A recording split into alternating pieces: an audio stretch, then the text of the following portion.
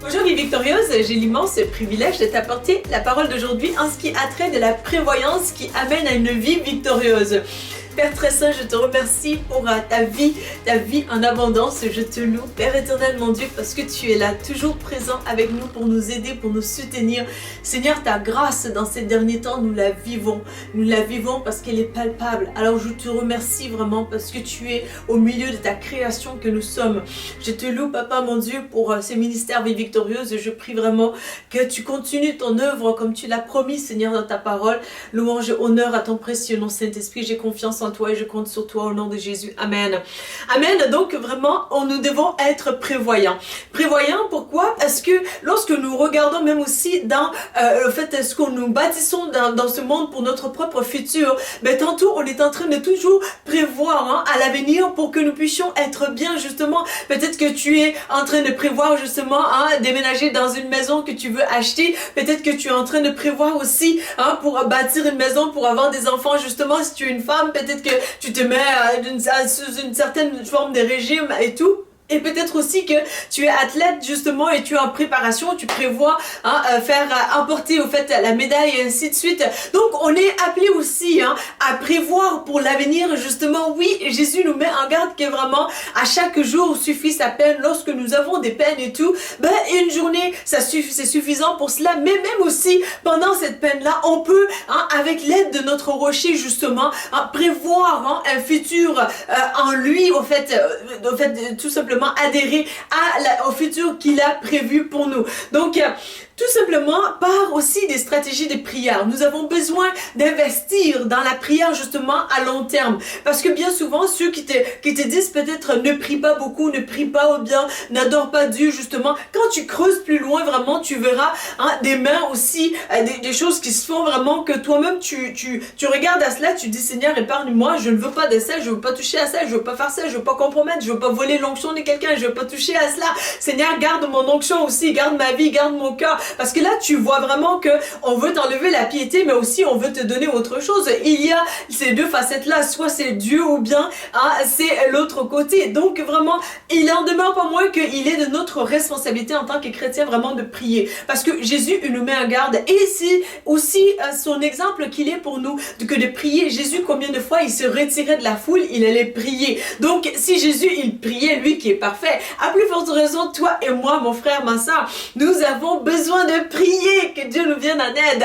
Donc vraiment, lorsque tu pries, tu es en train aussi bâtir sur de bons fondements. Bien souvent, on a tendance à tout simplement prier. Aujourd'hui, bon, le matin, je passe mon temps au pied du Seigneur, c'est très bien. Le soir, je passe mon temps au pied du Seigneur, je veux prier pour la nuit, c'est très bien aussi. Mais vers les 4h, 5h du matin, qu'est-ce qui se passe? Est-ce qu'il y a une couverture? Est-ce qu'il y a une protection? Est-ce que j'ai protégé mes affaires? Est-ce que vraiment s'il y a un événement qui arrive vraiment dans ma vie, est-ce que je suis à découvert ou est-ce que vraiment il y a aussi une continuité de protection justement? Donc d'où l'importance vraiment pour toi et moi de prier pour notre futur justement. Seigneur, je te prie vraiment pour ma prochaine grossesse, pour mon prochain voyage, pour telle relation. Et je te garantis même que tu peux être peut-être surpris là où tu vas peut-être dire mais c'est en Louise Victor, ça s'est vraiment poussé là.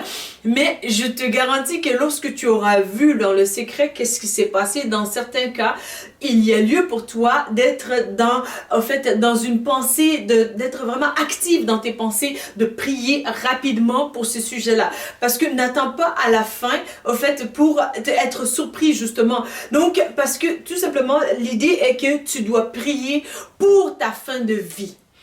Quand tu vas mourir là, prie pour ces moments-là. C'est en ce moment, aujourd'hui, c'est le temps de prier pour cela. Peut-être que ton grand-père ou ta grand-mère qui arrive vers les 85 ans te dira, j'aurais dû peut-être prier plus pour ça. Parce que quand il y a des bobos qui arrivent, non pas seulement ça, mais aussi c'est que ce que tu ne sais pas, c'est qu'il y a des gens qui prennent plaisir à ce que tu souffres justement. Donc toi, tu es sur ton lit de mort, tu te dis, c'est la souffrance atroce et tout, c'est la faim et tout. Écoute, il y a des souffrances que tu peux échapper justement en couvrant ces périodes-là par la prière, justement, parce que tu ne veux pas que celui ou celle qui essaie de te tenir la main est en train de jeter des choses, au fait, sataniques, démoniaques, occultes et des malédictions sur ta vie, justement. Donc, couvre cette période-là, couvre ta vie future, justement, avec la prière. Sois une personne prévoyante, parce que c'est là aussi que tu vas pouvoir marcher dans une dimension de vie victorieuse, justement.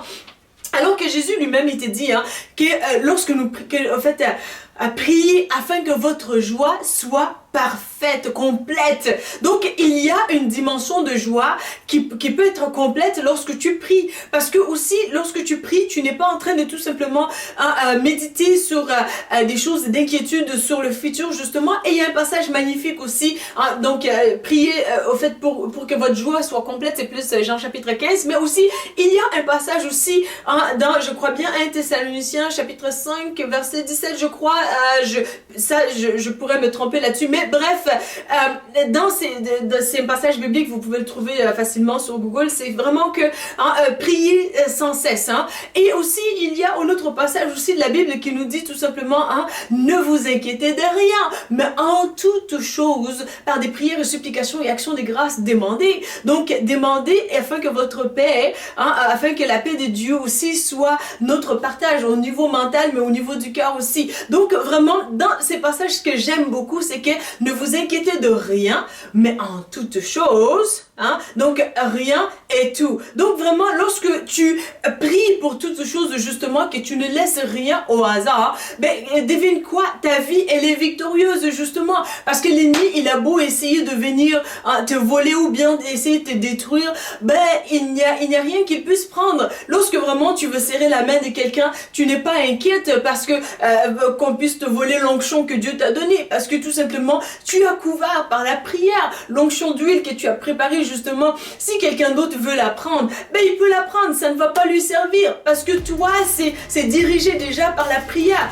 Donc, gloire au Seigneur, on peut vraiment aussi stratégiquement prévoir des bonnes choses pour nous-mêmes et pour nos enfants aussi, leur futur, justement. Seigneur, prépare le cœur de mon enfant par rapport à la transition de l'école, afin que son cœur vraiment se détache des mauvaises relations et que les relations qu'ils doivent quitte justement, et qu'aussi son cœur soit préparé pour la prochaine étape et qu'il ait la joie aussi, ou bien qu'elle ait la joie pour la prochaine étape, ainsi de suite. Donc prépare-toi. Bien souvent tu es dans un mariage et tu es frustré, mais vraiment le Seigneur te dit aussi, prépare-toi, prie pour toi, prie pour ton bien-aimé ou bien ta bien-aimée, parce que l'ennemi veut tout simplement apporter la frustration. La Bible mentionne que si vous confessez Jésus-Christ comme Sauveur et Seigneur, que vous serez sauvés. Pour l'accepter, il vous suffit de dire ces mots avec moi. Seigneur Jésus, je te demande pardon pour mes péchés. Viens dans mon cœur. Je t'accepte comme mon Sauveur et mon Seigneur. Donne-moi ton Saint-Esprit et conduis-moi sur le chemin de la vie éternelle. Amen.